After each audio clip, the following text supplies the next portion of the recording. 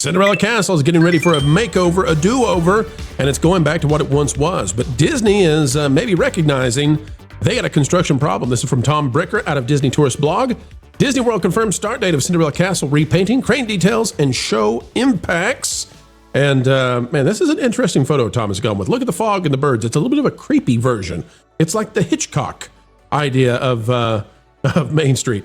Walt Disney World has announced that the Cinderella Castle makeover will start in early 2026. This project will involve repainting the Magic Kingdom icon in a more classic color scheme, aka basically the way it was once upon a time when the park opened. This shares concept art, details about project, entertainment changes, guest impact, yada, yada, yada.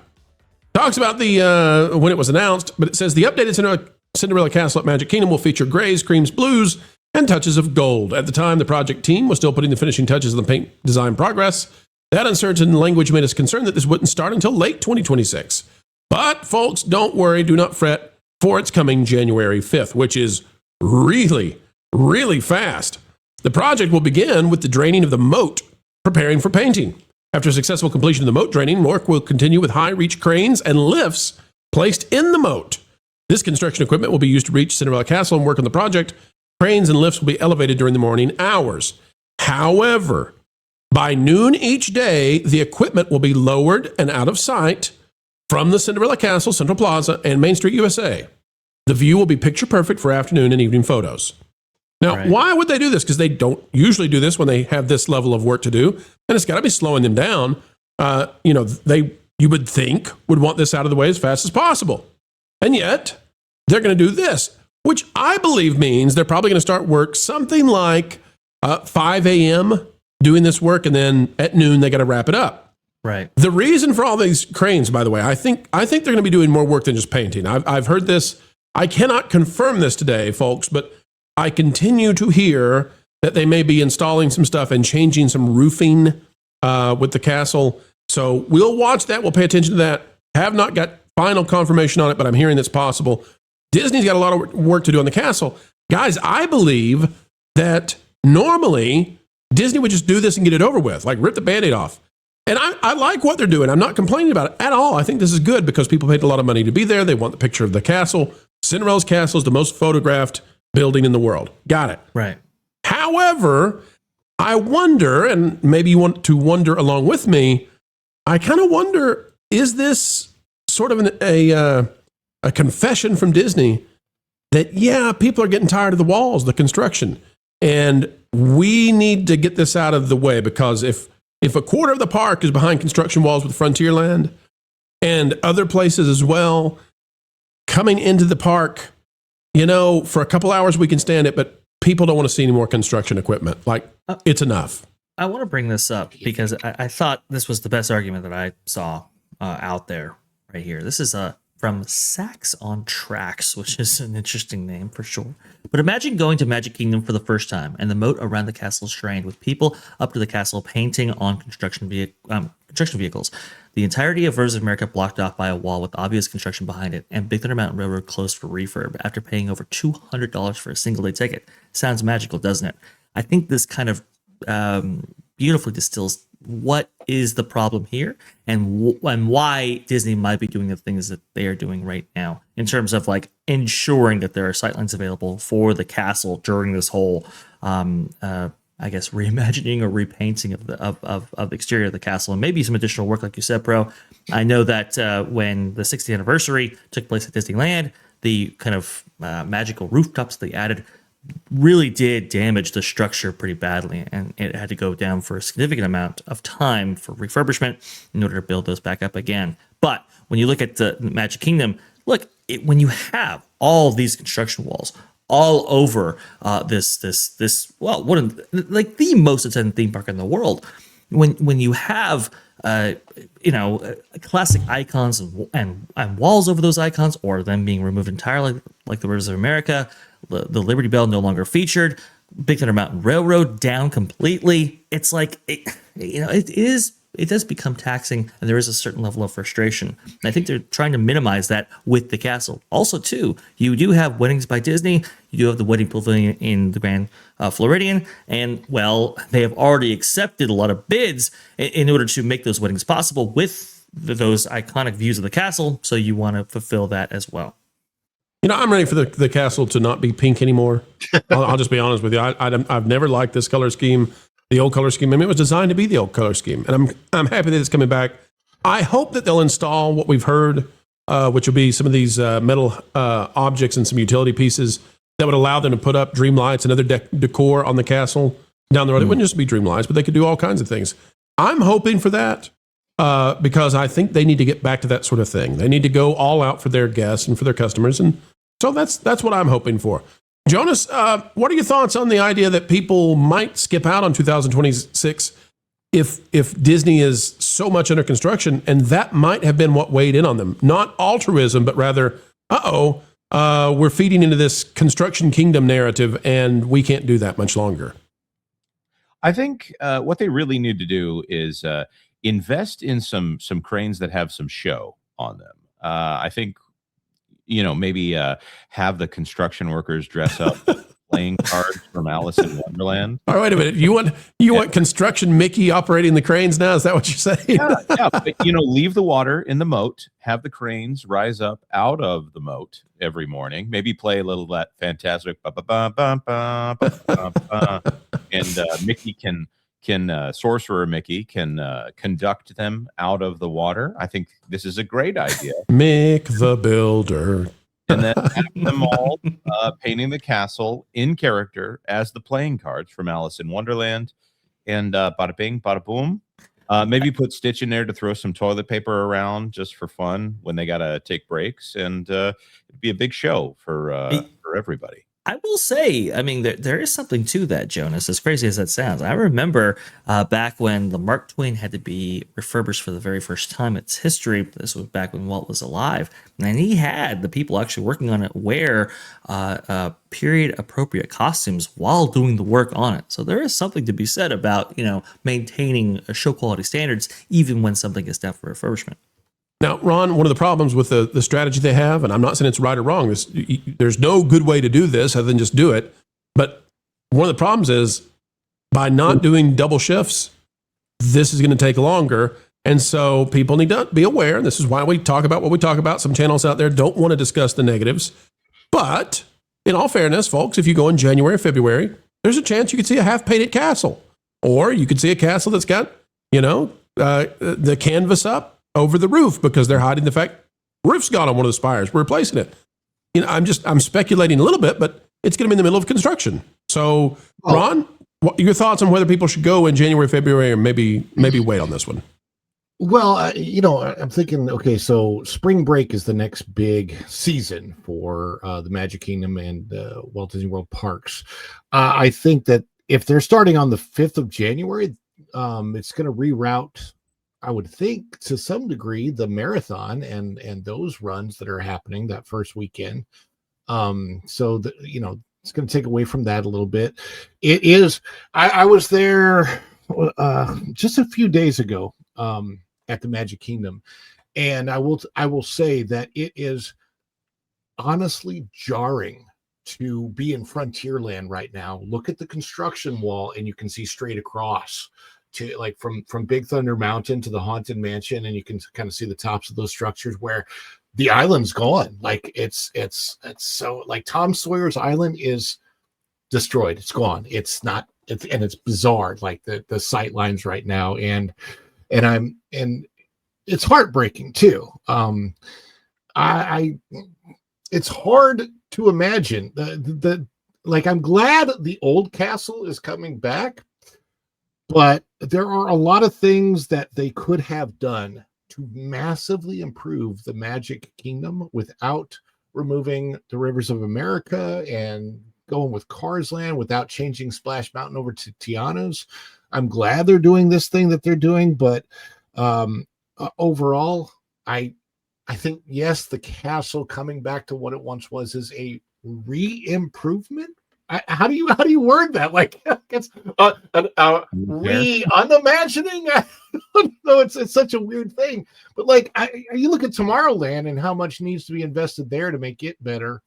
It's so strange the decisions that they're making. I'm glad that they are trying to do this construction in a way that's outside of the view of guests in that sense. But I will say this: I don't think 2026 is the year to come to Magic Kingdom, really, at all, unless they're giving discounts, unless you're finding discounts. I wouldn't be paying full price for a full day ticket at the Magic Kingdom right now, because there's just so much going on. If you could wait, if you're a family that's budgeting and you could wait, I would wait till later to go see this park, because I just don't think that it's gonna. For right now, it's definitely not the park that it should be. Well, folks, we'll pay attention to it. Just know that if you go in January, February, I'm not telling you that you should not. There may be people in your family like, oh man, I would love to be there and see them actually working on the castle. That's unique. Maybe that's your thing. If it is, bring the whole crew and go watch it happen. But if you want to see the castle in all its splendor all day long, just the way that you want it to be, and maybe not pink, then, maybe March is the time to go. We'll keep you updated on how long this thing lasts, and if it's going to involve some additional stuff that could make the castle really neat beyond. We'll pay attention to it. We'll let you know. There we go. One more for the top. Triple decker, just how you like it. Wow, thanks, Mr. Walt. You enjoy it. We will. All right, ladies and gentlemen, we have finally reached the ceiling for the Disney execs. Here's what they've got. Disney World reaches price ceiling on Lightning Lane products. That's out of Blog Mickey. And yeah, you thought it was expensive? Well, we did too. And maybe we finally hit the top. But before I read this article, I just want you to know that they're having a good time. They're having a great time in terms of Lightning Lane. Now, do you need Lightning Lane? That's a different subject, different topic. I very rarely would buy Lightning Lane. Like New Year's Eve, I'm buying Lightning Lane. But usually I don't. But that's because I know how to navigate the park and not wait in all those lines, even if I don't have Lightning Lane. Here's the article out of WDW Magic. We'll go back to Blog Mickey in just a second. Magic Kingdom Lightning Lane Premier Pass is sold out 8 consecutive holiday dates. Okay. It says the Magic Kingdom Lightning Lane Premier Pass has sold out for 8 consecutive days, beginning Saturday, December 20th. The sellout streak runs through Saturday, 27th, based on current pricing availability data covering Friday, December 19th through January 9th. I suspect it'll sell out all the way through the end of December. And then I think we should illustrate too that Premier Pass is the more expensive Lightning Lane option. I mean, we're talking well over $350 a piece to actually engage with the system. So this is a very big point that it's sold out so much consecutively. Now, if we go back to Blog Mickey says, before we jump into some of our commentary, let's take a look at the current high price watermark for the various Lightning Lane products. The notable thing here is that there isn't a single Lightning Lane product that is setting a new all-time high price point this holiday season. In short, Disney has found its ceiling, but more on our thoughts out there in a minute. Magic Kingdom, the high price is $45, Epcot $37, Disney's Hollywood Studios $39, and Disney's Animal Kingdom $35. And you can see the prices for the individual rides. People are paying $25 for a family of 4. They're paying $100 beyond what it took to get into the park to ride Star Wars Rise of the Resistance. When it comes to Tron Light Cycle Run, this is amazing to me. This is a ride that lasts about a minute. Tron Light Cycle Run literally goes about a minute. People are paying, again, for a family of 4, just about $100. Almost $100 for a 1-minute ride for a family of 4. Now, if you're Disney, okay, why would you stop that? Now, from my standpoint, I want guests to be taken care of. I don't want people to be taken advantage of. I don't want people who are there at Disney and don't understand, But if I'm Disney, if I'm selling out on all this stuff and I'm charging you an arm and leg, Jonas, I don't know why there's a ceiling here. Help me understand, Jonas. Help me, Obi-Wan-ness, Campbell. Help me understand what is going on and why would we believe, by the way, welcome MJ to the panel. Yeah. Jonas, why would we believe that Disney has found a ceiling if they're selling out? Why not increase it more? Since this is a new product, we don't yet know exactly what they're going to be doing and when they're going to be updating prices. Usually they update the pricing on all of their tickets at the first of their fiscal year, which is around October 1st. So with Lightning Lane, though, they did not change it. And if we're to assume that the Disney company is trying to extract as much money from the wallets of their high-end customers as possible, I'm going to go with that. Yes, I'm hanging in there with you. I think that they probably realized that they couldn't go any higher than they already have at that price cap, since, Bob Chapek ran this long-running experiment to find out what the cap of a Disney ticket price can be, and I think he found it. And I think they've probably found the same thing with Lightning Lane at this point. They probably know that they can't go much higher and not drop off a certain number of people. Well, right now they're doing just fine. In the holidays, they are sold out. MJ, what do you think about this? Because I've taken a position in the past against Disney because I said, hey, I think long-term this is going to hurt you because people are going to go back home and say, I got ripped off. That doesn't seem to be happening. I may have overestimated the response from consumers who said, no, that didn't work out well. Doesn't seem to be happening. Your thoughts on it? Well, I couldn't agree more with our friend Braden over at Mickey's Views. Shout out to him because he predicted this a long time ago, that he basically said, and he used the words, this is extortion. You're charging admission to your theme park so that people and their family and friends can enjoy themselves. And then on top of that, you're forcing them to purchase. It's like buying another ticket in order to be able to ride something that you're really looking forward to because you're intimidated or you think there's going to be, long lines. Well, during the holidays, yeah, it's a little crazy. I mean, look at the crowd levels right now. This is the week, by the way, annual pass holders are blocked out. And those parks are pretty packed. But going back to the painting of the castle, so if you guys go on the Disney World website, they are offering so many incentives. My head was spinning because the ticket offerings don't include Magic Kingdom. It's almost like we want you to stay away from the Magic Kingdom because we know the rivers of America, all of that area is under construction and the castle will be painted. And that castle is very popular with, wedding proposals and ceremonies. So they're trying to steer people away from that. And I really think that the tickets that they have to offer are to get guests to go to the other parks because they have, a lot of stuff going on here. But what people don't know during the holidays, like I said before, you don't need a special event ticket to enjoy the festivities. The parades, the Christmas parade is going on during the day for paying guests.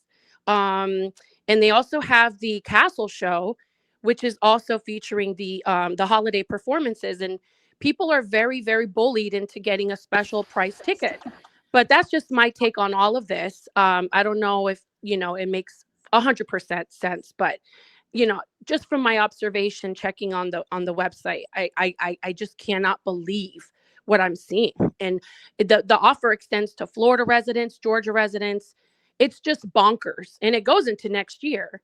So I'll tell you this, Ron and Vash, when it comes to this, what MJ and Braden are saying, when it comes to this level of expense Disney wants guests to pay, and they're paying it. Mm-hmm. So but when it comes to this level of expense, for me and my peeps, we're not paying as a family $100 extra, and then on top of that, another $100 extra to ride the individual ride. Like, I'm not paying $200.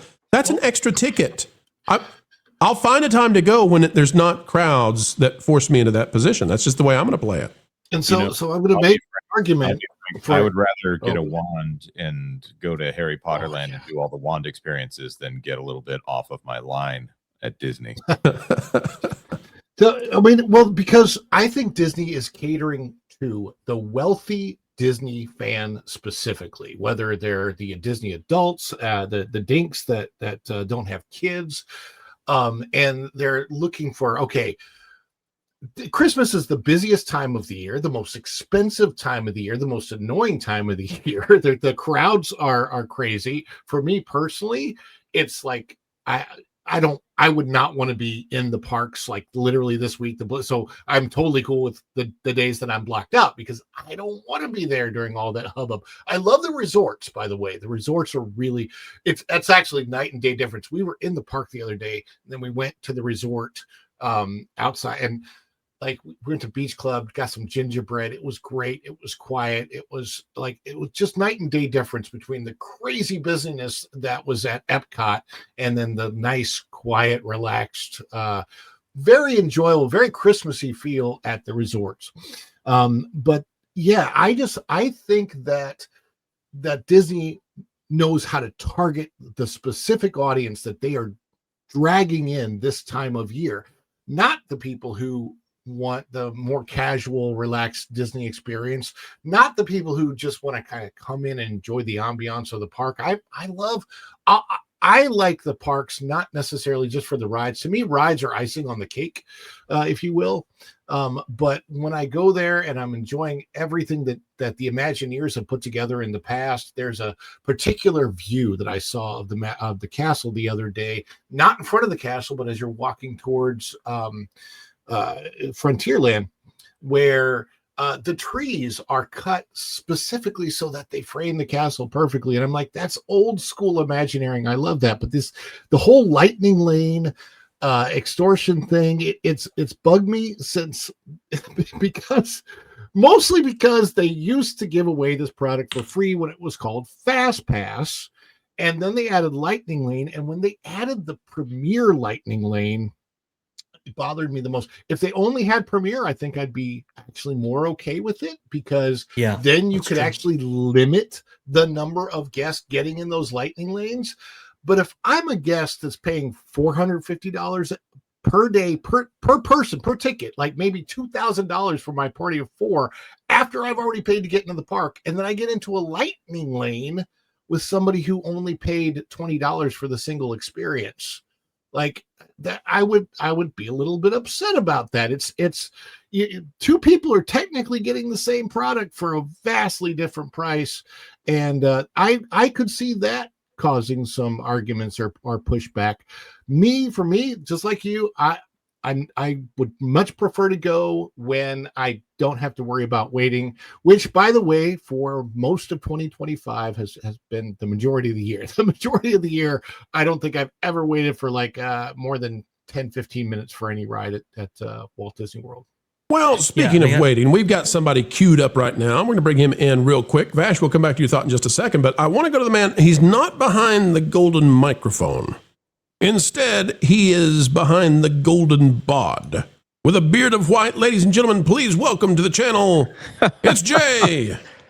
I feel horrible because I hate interrupting Vash. That guy's got such a smooth voice and calm, and he brings all the joy and love in his points. So, Vash, I apologize. Jay, it's how I feel every time I interview. It's how I feel every time I interrupt Jonas. I just don't say. You can interrupt Jonas all you want. He said something earlier on the show that's really got a thorn in my side, and I knew it. I don't want to, about the whole Home Alone thing. Shame on you. O'Malley is Jesus, and that's how it has to be. So I didn't know that you were a communist. And then Marley. Anyway, he's Kevin from the future or from the past. I won't stay on. I don't want to interrupt anyone, but I was at with a group of people. We were at Magic Kingdom, Polynesian, Grand Flare. We did a whole tour, and we bumped into some people that said that they've been coming and spending a week, their Christmas week at Disney at the resorts. Have been doing it for 15 years. They have 3 kids, and they wouldn't do it any other way, is what they were saying. And I'm sitting here agreeing with all of you guys. This is the worst time to come. Everything's 2-hour, 50-minute wait for anything that you want to do. You can't walk 5 feet without bumping into somebody or someone yelling, spitting, whatever. Everything's going on. It's like, why would anybody go there? If I didn't have park hopping, I wouldn't go there. I'd stay away. It's freaking crazy over there. And but yet these people are saying, like, they were just like, we've been doing it for 15 years. Our kids are getting older, and we still love it. And it's like, I don't know what to say about that. If that's just what their tradition is, I guess. If there's a lot of people that do that tradition, that's insane. I mean, that's an expensive tradition, but everybody has their traditions, and then it's something that's outside of. That's family, that's a different thing. Well, I'll tell you the other thing about that too. There is this phenomenon, right? So sometimes you go to a dead mall, right? And we know where the dead malls are in America. You go to the mall and there's nobody there, and it's kind of creepy. And there's a longing, I think, for some people to go to somewhere that you see lots and lots and lots of joyous people, So maybe that group that you met, Jay, maybe they don't care about going to ride the rides. They've been there 15 times. Who cares? They're there to watch people essentially move through the park happily and all that kind of stuff. I don't know. I got to tell you, and this is one of the biggest misconceptions about the Orlando Disney area. There is so much to do other than walking into Magic Kingdom. Oh, And it's just like what Ron was saying, going to the resorts and experiencing the things that they got going on in the resorts, the free shows that they have at Disney Springs, the free shows that they have other places. That you could actually do a lot of stuff without even setting foot into one of these parks at this time and have a good time with your family. If you want to go shopping, you go to Springs. If you want to see a free concert of the candlelight service and all that stuff, you can do that at Springs as well. They actually are doing some stuff of that in the resort. But I do want to say, like a point earlier, you were asking Pro, why don't they just rip the Band-Aid off the castle and just like fix it? Speaking to some of the cast members yesterday, they are very, I mean, I guess it's rumor, whatever you want to call it. Jay, have you been talking to bus drivers again? I told you to stop that. Yeah, they are very, Disney is very clear on selling this after hours ticket. Oh yeah. And I think that is going to be a huge push in these next few years because people are already buying a day ticket, but then they're repeating themselves and buying a second ticket because when you go to Magic Kingdom now, if on the regular hours, it's not as Christmassy as it used to be just a few years ago. They save all that stuff for the after hours tickets. And then that's when all the Christmas people, all the characters dressed up in Christmassy stuff, all that stuff, all the snow, fake snow, all that stuff comes with the extra ticket. So it's like special popcorn bucket. You got to experience that by buying a second ticket. And it's weird because I assume, and this is what they're saying, some people are going and they're like, oh my gosh, I had no idea there's a special Christmas party afterwards, and then buying that extra ticket while they're there and spending more money because the way it's promoted, there's less people in line, you get free stuff, you get a free cookie, we've got a special parade, we got a special show, we got all this. It's all about Christmas, it's all about this, and it only happens after 7:00. So, and it's I could see Disney just pushing that almost every day of the year, if you want my honest opinion, where they make just as much money as having a double like a double feature. Jay, that makes sense. Jay, this is what I've talked about with Epic. I have no idea why Epic is not running a daytime and a nighttime. And I know you can't market it that way. You got to come up with what Disney's done, right? The after hour events. But I don't understand why Epic isn't running until 2 a.m. The demand exceeds the capacity, so double up the tickets per day. Couldn't agree more with you. It's staffing and operations, really. I mean, they just haven't gotten the ground underneath their feet quite yet in order to begin that. But I know that's in the planning process as we speak, bro. But I do want to harken back to what you said before about going to a time in which people, not as many people are there.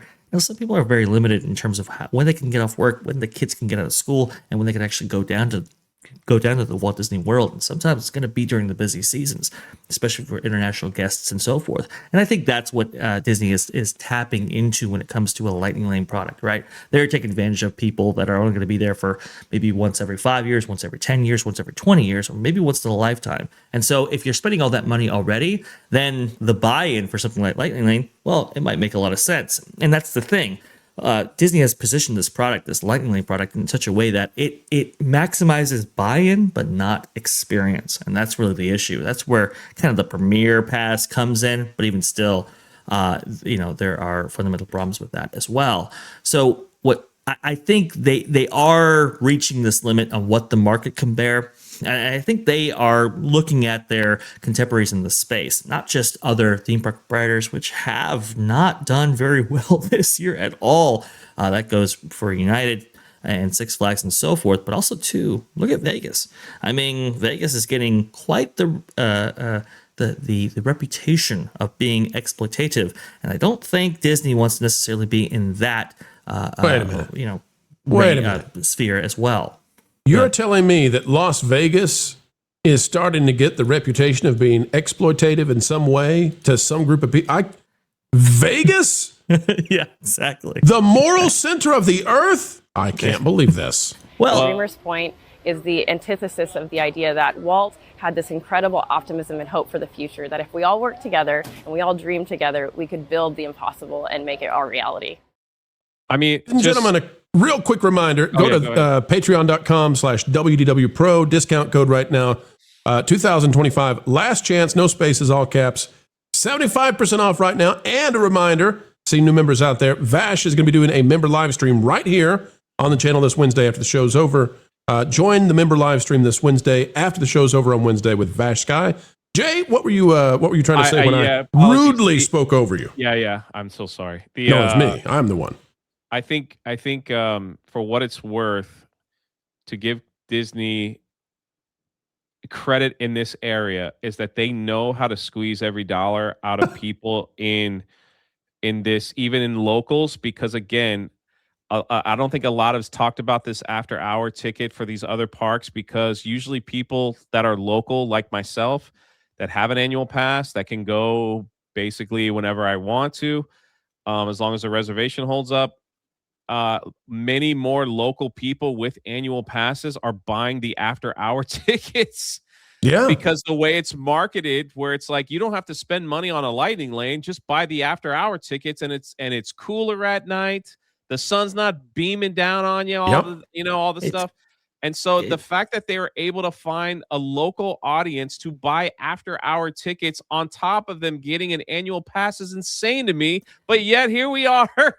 And Jay, I would be shocked if they don't add, they've got Jollywood right now for Hollywood Studios. I would honestly be shocked if they don't add something in the summer for Hollywood Studios, or the spring, maybe the spring break crowd, something to drive second ticket sales for that park. Oh no, I think it's going to be, I think it's going to be a regular thing. Like right now, I think after hours is all through March. Like there's a whole thing in March for 2 of the parks. And no matter what we talk about, as much as I crap on Disney, the biggest thing that they've ever done, the biggest horrific crime that the Disney parks has ever done is close freaking Animal Kingdom at 5 o'clock.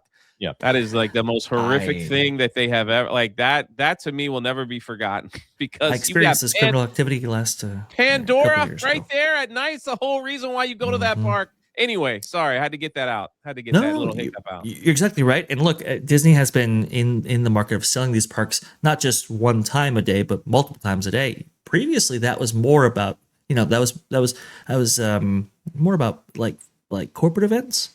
But those have kind of dropped off. So I do wonder if Disney is attempting to make up for that revenue shortfall by actually, laying that at the feet of the consumers by these after-hour events and the proliferation of them. But yeah, I mean, Animal Kingdom closing at 5, it's absolutely terrible. But let's say we get people into Animal Kingdom, with a $60 ticket offer or something like that after the park is already closed. Hey, wouldn't that be a thing? And that's the route they've chosen. There you go. Go pet a nocturnal animal.